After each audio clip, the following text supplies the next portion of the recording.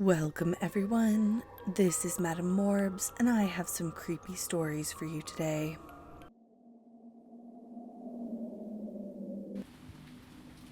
The best babysitting job I ever had became a complete and total nightmare. Last year, I became a full-time nanny for a wonderful couple and their baby, Alice. Mark and Betty both have corporate jobs, and once Betty recovered from birth, she was expected back at work.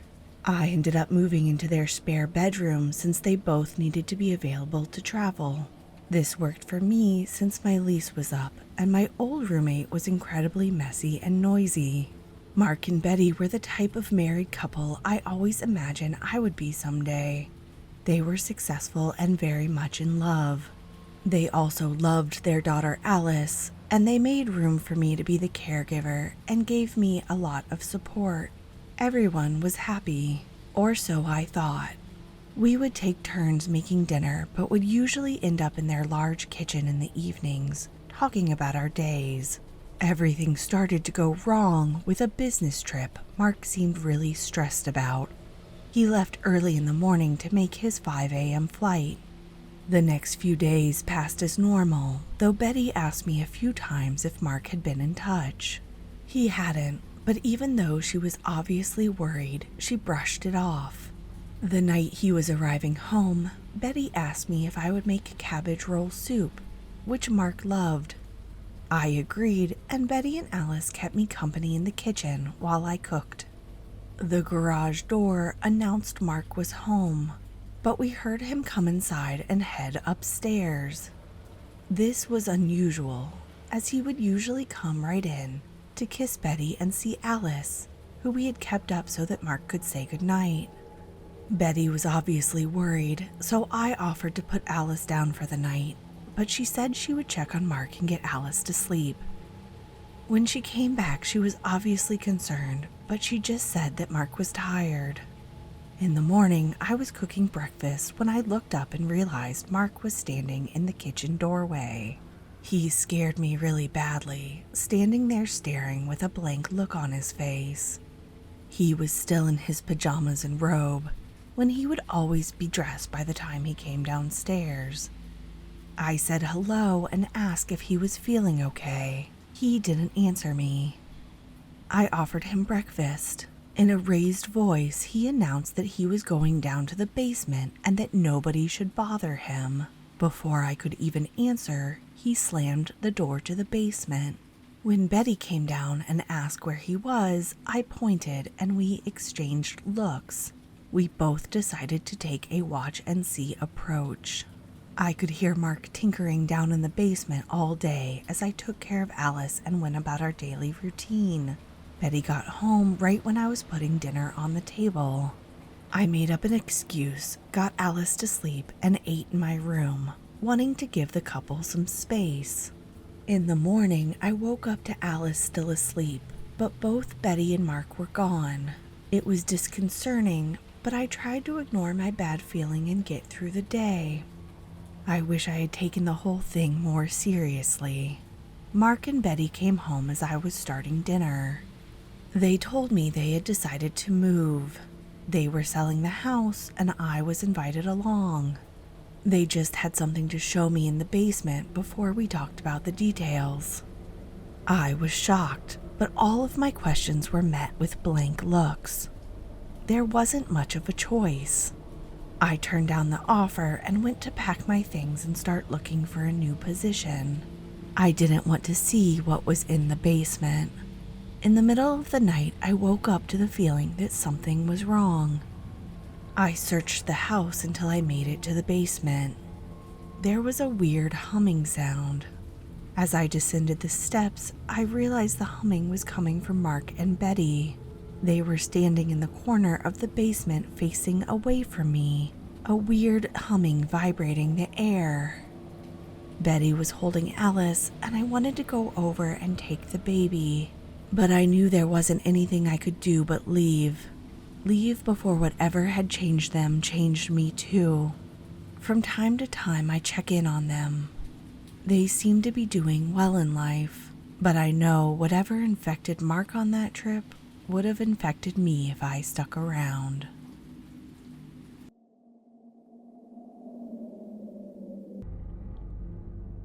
Have you ever had an experience that seems to follow you your whole life?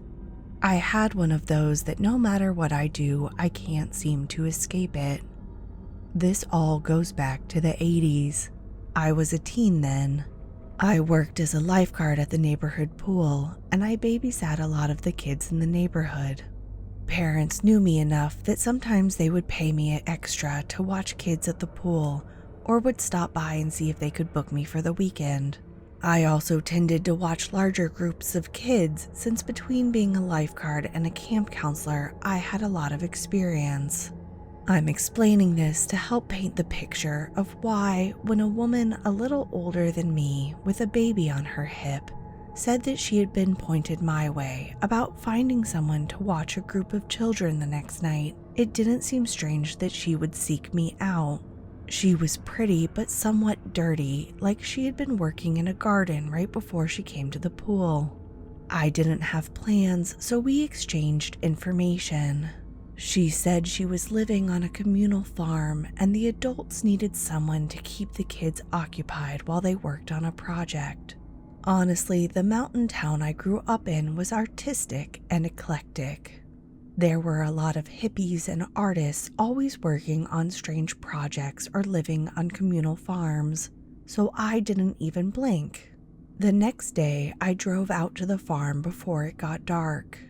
It was beautiful, up in the mountains a bit with rolling hills and old buildings sprinkled through the green. A group of adults, including the woman who hired me, met my car with waves and a general upbeat atmosphere. There was a group of about 10 kids running around, playing a game they seemed to have invented.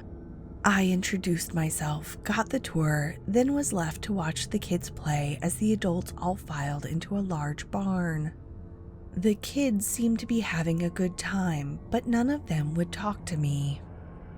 When I asked them if they needed to take a break and have a drink, they all just stared at me before silently filing into the kitchen. I got them all drinks, weirded out by their silent behavior. Suddenly, they all looked out the window to the barn in unison. At the same moment, I felt something weird. It was like there was a sucking sensation in my chest. It got so strong that I fell to my knees. I couldn't breathe, and the children and their weird blank stares as I keeled over made tears spring to my eyes. As soon as it happened, it passed. I lay on the ground breathing heavily until I felt well enough to stand up. I could barely think, trying to figure out what happened. Suddenly the door banged open and a man I didn't recognize was standing over me. He was tall, with bare feet and a grizzled beard. He looked me over with a wild kind of excitement that gave way to disappointment. I was so confused, but I told him I was sorry and I wasn't feeling well. He dismissed me, saying I could go home. I didn't even wait to get payment. I just sped to my car and left. When I told my older brother what happened, he said he was hearing weird stories about the group. They didn't seem to just be an artistic farm community. He said that there were rumors that they were a cult and doing weird things. This was during the satanic panic time, so I didn't pay much attention to the rumors. Until another babysitter in town went missing. The group up and left after that. Everyone assumed the babysitter left with them, but I knew her. She was excited about college and her boyfriend. I don't think she would have just left. What that brings me to is now. I live in a small college town now. I'm a professor and I have 2 kids. My oldest likes to babysit. She came home and told me about a job she was offered. I got a horrible feeling at how much the job sounded like the one I'd been offered once upon a time. I told her absolutely not. She's upset with me, but I can't take the chance. In fact, I'm headed out to where they told her to come. I have to know if it's the same people. I need to know what's in that barn.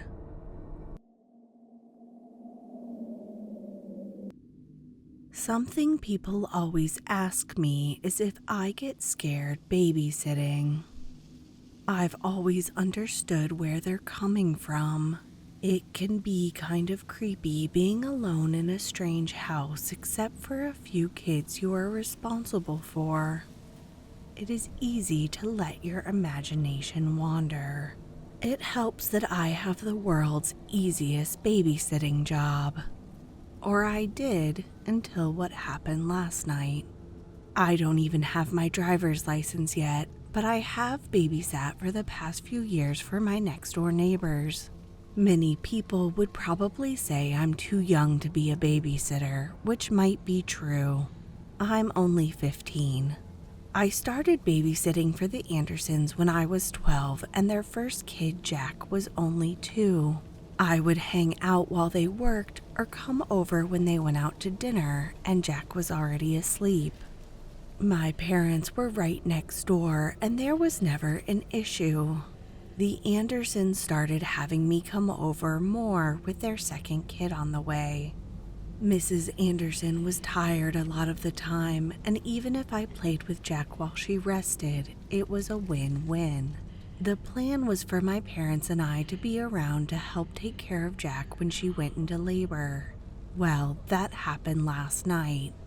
They called right after dinner and said her water broke and they were getting ready to head to the hospital.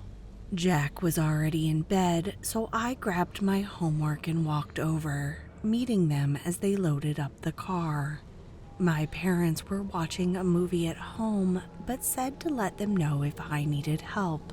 I set up a study area in the kitchen and everything seemed quiet and easy. Then I heard something weird from the new nursery upstairs. I was sure that Jack had snuck out of his room and was doing something he wasn't supposed to. But when I went upstairs, I caught sight of him sleeping in bed. I anxiously went into the new nursery, but everything seemed quiet and normal. I wondered if the cat had been in checking things out, and once I was sure everything was clear, I closed off that door. As soon as I was back downstairs, I heard another thump and what sounded like talking. I was worried whatever it was might wake Jack up, so I ran back upstairs. This time when I went into the nursery, I realized the baby monitor was making a strange noise. I took it downstairs with me, fiddling with it to turn down the volume. The weird thing was, it wasn't even turned on. As I messed with it, there was a weird hissing sound. That's when my cell phone rang. I answered and could hear my dad's panicked voice. He said my mom had a freak accident. She fell down a flight of stairs and it seemed like her leg was broken. As we were talking, I saw the ambulance arrive to get her.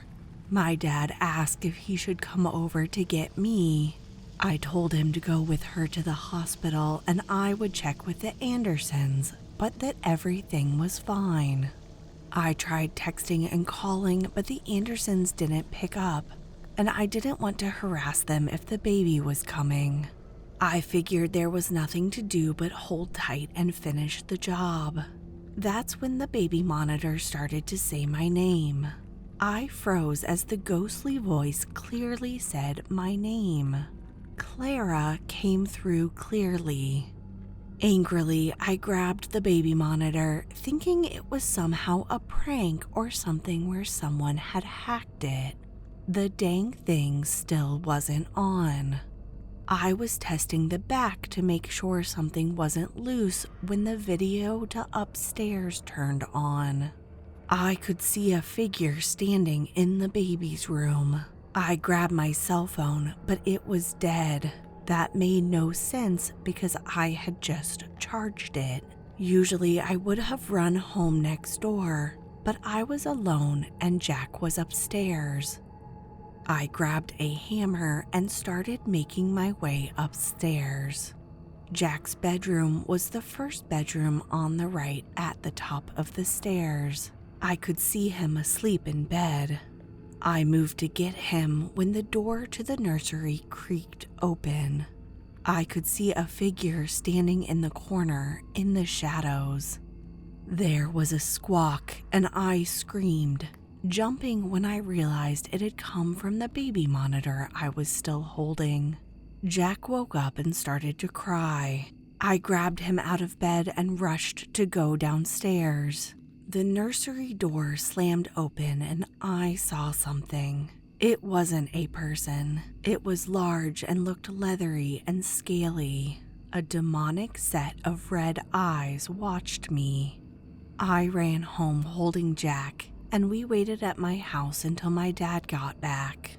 Nobody believes me about what I saw. They think I just got scared. I've decided to go along with the story that I just got spooked. The Andersons are going to be back from the hospital in a few days. I'd already said I would keep working for them, and I will, even if I never want to step foot in that nursery again.